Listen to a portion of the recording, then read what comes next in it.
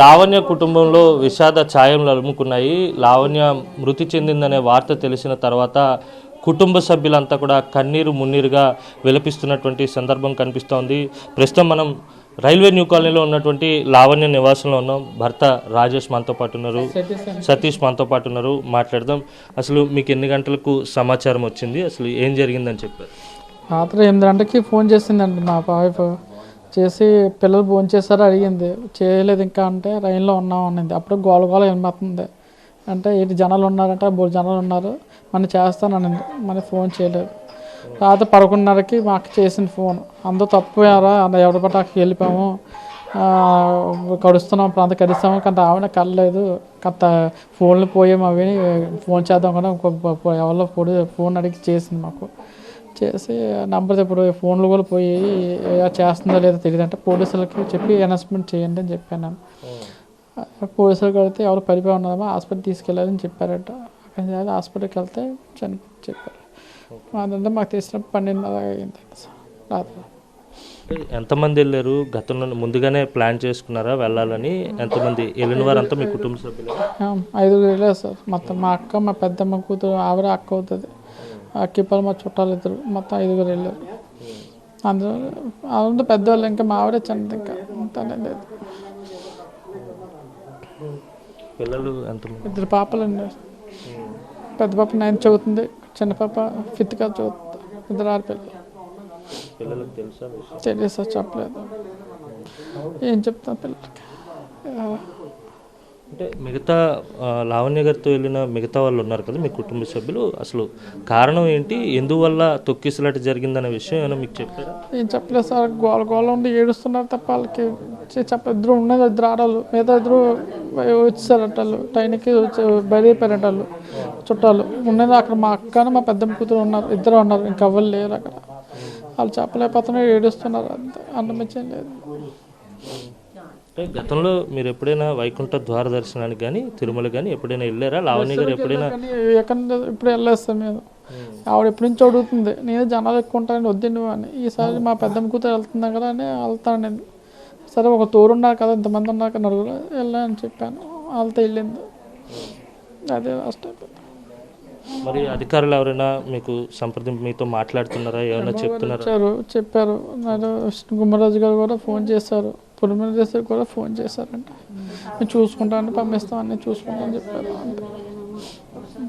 అక్కడ నుంచి post mortem అయ్యిందని తెలిసింది, పంపించేస్తానంట. అంటమిచ్చలేదు. చాలా ఇబ్బందికరమైనటువంటి సందర్భం కదా కుటుంబంలో, ఇంకా పిల్లలకు కూడా కళ్ళ కూడా వచ్చిన మాట.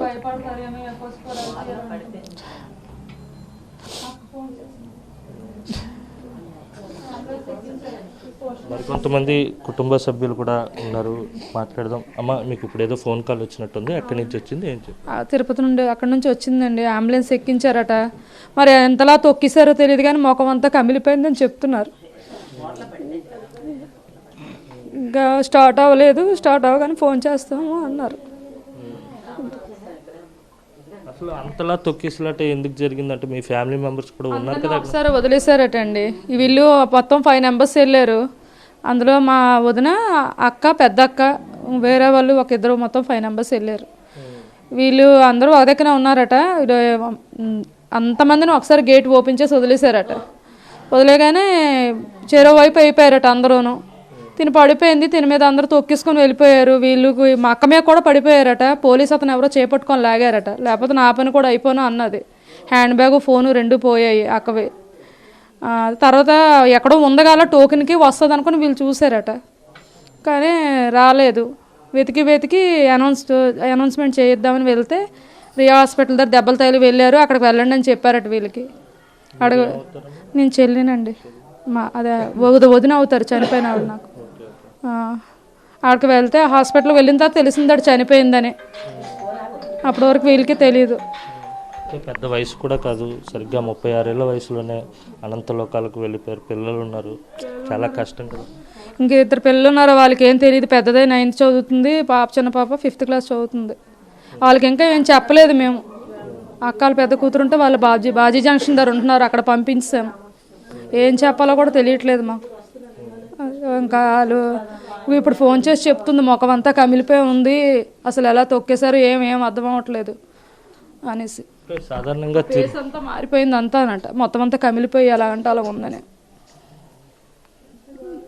ఎంత దారుణంగా దేవుడి దర్శనంకి వెళ్ళి ఇది ఆవిడ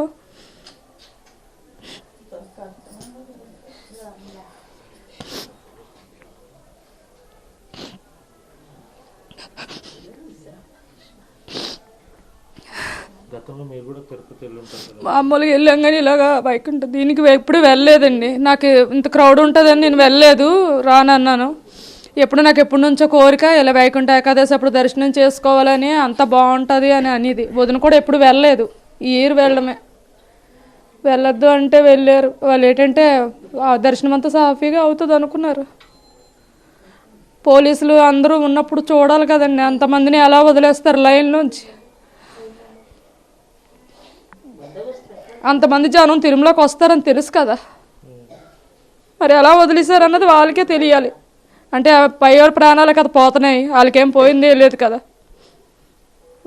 చెప్పారమ్మా పోలీసులు ఉన్నారంట అక్కడ ఆ ఘటన జరిగినప్పుడు అక్కడ ఉన్నారని మీ బంధువులు ఏమైనా చెప్పారు? పోలీసులు కానీ అధికారులు ఎవరికో బాగోలేదు, సీరియస్ అయిందని చెప్పి గేట్ తీశారు అని అంటున్నారండి. అది ఎంతవరకు నిజమో తెలియదు. మరి వీళ్ళైతే ఏం చెప్పలేదు మాకు. ఆ గేట్ తీసినప్పుడు అందరూ అందులోంచి వచ్చేసారు, ఆ తొక్కిసలాట్లో తోస్తారు అని అంటున్నారు, అంతే. మొత్తం మీద కుటుంబ సభ్యులంతా కూడా లావణ్య నివాసంలోనే ఉన్నారు. లావణ్య మరణ వార్త విని ఎక్కడెక్కడ ఉన్నటువంటి బంధువులంతా కూడా ఇంటికి చేరుకుంటున్నటువంటి పరిస్థితి. లావణ్య భర్త సతీష్తో పాటు అలాగే వదిన కూడా కన్నీరు మున్నీరుగా విలపిస్తున్నటువంటి సందర్భం ఇక్కడ కనిపిస్తూ ఉంది. ఖచ్చితంగా అక్కడ ఉన్నటువంటి పోలీసులు తొక్కిసలాట జరుగుతుందని, లక్షలాది మందిగా జనం వస్తారని తెలిసినా కానీ ఎందుకు ఏర్పాట్లు చేయలేదనే ప్రశ్నలు కూడా వీరు లేవనెత్తున్నటువంటి పరిస్థితి. మరికొంతమంది కుటుంబ సభ్యులు ఉన్నారు, మాట్లాడదాం. అమ్మ, ఎన్ని గంటలకు తెలిసిందమ్మా మీకు? అసలు ఎలా ఉండేవారు లావణ్య? సడన్గా ఇలా జరిగిందని తెలిసిన తర్వాత రాత్రి 11 గంటలకి ఇలా కనబడలేదని తెలిసింది బాబు. 12 కల్లా అయితే హాస్పిటల్లో ఉన్నది, చనిపోయిందని తెలిసింది. మా పాపాలు ఉన్నారు అక్కడ, అలా హాస్పిటల్కి వెళ్ళి చూసారట, చనిపోయిందని కబుర్ తెలిసింది 12 కల్లాను. అంతే. వైకుంఠ ఏకాదశి ఒకసారైనా చూడాలని అనుకుంటే తను వెళ్ళింది. ఈసారి వెళ్ళింది, ఎప్పుడు వెళ్ళలేదు. ఎప్పుడు మాతో తిరుపతి వచ్చేది కానీ ఎప్పుడు వైకుంఠ ఏకాదశికి వెళ్ళలేదు. ఒక్కసారి నేను చూడాలి అత్తయ్య అనేది. అంటే సరేనమ్మా, నువ్వు ఒకరి వెళ్తే ఒకరు ఉండిపోతావు అనేసి, నాకు అసలు భయమే, వెళ్ళేదని కాదు, తనేవి వెళ్తాను అంది. సరే అనేసి మా బాబు వద్దనేసి వాడు 10 సార్లు అంటుంది కదా అని మా పాపాలు వెళ్తున్నారని వెళ్ళమన్నారు. వెళ్ళింది ఈసారి. మరి రాకుండా అయిపోయింది, ఏకంగా వెళ్ళిపోయింది ఇంకా, అంతే బాబు. అంటే వేలాది మంది లక్షలాది మంది భక్తులు వస్తారని తెలుసు కదా, పోలీసులు మరి అక్కడ ఏర్పాట్లు కానీ మరి ఏడు చేశారో బాబు తెలియదు, ఏడు జరిగిందో మాకు తెలియదు కదా బాబు. ఏర్పాటు చెయ్యాలి, మరి వాళ్ళు ఏడు చేశారో మరి మాకు తెలియదు అసలు. అక్కడ ఏడు జరిగింది అనేది మాకు తెలియదు, తెలియలేదు మాకు. వచ్చిన వాళ్ళు వస్తే అక్కడ ఉన్న వాళ్ళు మాకు తెలుస్తుంది ఏ సంగతి, అప్పటి వరకు తెలియదు. వాళ్ళు ఏడుస్తున్నారు, ఏడు చెప్పటం లేదు. మా పాపాలు కూడా ఏడుస్తున్నారు, వాళ్ళు ఏడుచుకుని ఉన్నారు. అందరూ వెళ్ళి మరొక మనిషి అలాగ అయిపోయిందంటే మరి బాధ కదా బాబు, ఏడుస్తున్నారు అందరూ. అదే. ఎస్ కుటుంబ సభ్యులు కూడా ఉన్నారు, మాట్లాడదాం. మాజీ మంత్రి మాట్లాడుతూ అక్కడ ఉన్న చనిపోయిన వారికి చాలామందికి షుగర్, బీపీ వంటి దీర్ఘకాలిక వ్యాధులు ఉన్నాయి, అందుకే చనిపోయారనే ఒక వాదనను కూడా తెరపైకి తీసుకొచ్చారు. లావణ్య గారికి అలాంటి సమస్యలు అలాంటి వెయిట్ లేవండి, షుగర్ కానీ అలాంటి వెయిట్ లేవు. తనకు 36 సంవత్సరాలు, తను చాలా యాక్టివ్గా ఉంటుంది అన్నిట్లో కూడాను. తనకు అలాంటి వెయిట్ లేవు, ఏ వెయిట్లకైనా చాలా యాక్టివ్గా ఉంటుంది అన్నిట్లో కూడాను. అలాంటి హెల్త్ ప్రాబ్లమ్స్ ఏమీ లేవు తనకి. మరి అధికారుల మాటలను అలాగే మాజీ మంత్రి మాటలను ఏ విధంగా? లేదండి, అదైతే నిజం కాదు. మా బోధనకి అయితే మాత్రం అలా ఏమీ లేవు, అలా హెల్త్ ప్రాబ్లమ్స్ ఏమీ లేవు. బాగానే ఉన్నది తను, అదంతా రాంగే అది. ఇది మొత్తం మీద హరి లావణ్యకు ఎటువంటి దీర్ఘకాలిక సమస్యలు లేవు, కావాలని ఇలాంటి వ్యాఖ్యలు చేస్తున్నారని కుటుంబ సభ్యులు కూడా చెప్తున్నటువంటి పరిస్థితి స్పష్టంగా కనిపిస్తుంది. ఓవరాల్గా చూస్తే కనుక లావణ్య కుటుంబం మొత్తంలో కూడా విషాద ఛాయలు అలుముకున్నాయి. కుటుంబ సభ్యులంతా కూడా లావణ్య నివాసానికి చేరుకుంటున్నారు. అక్కడ మృతదేహం పంచనామా అనంతరం బయలుదేరిన తర్వాత ఇక్కడ ఏర్పాట్లు కూడా పూర్తిగా చేసుకుంటున్నటువంటి పరిస్థితి అయితే స్పష్టంగా కనిపిస్తుంది. ఇంకా లావణ్య పిల్లలకు అసలు విషయం తెలియదు, అసలు ఏం జరిగిందనే సంగతి కూడా తెలియదు, ఏ విధంగా చెప్పాలో అర్థం కావడం లేదనే ఆవేదనను కూడా ఆ కుటుంబం వ్యక్తపరుస్తున్నటువంటి పరిస్థితి. జీవితంలో ఒక్కసారైనా వైకుంఠ ద్వార దర్శనాన్ని చేసుకోవాలనే ఆశతో దర్శనానికి వెళ్ళి అనంత లోకాలకు వెళ్ళిపోయిందనే బాధను కుటుంబ సభ్యులంతా కూడా వ్యక్తపరుస్తున్నారు. Over to studio Hari.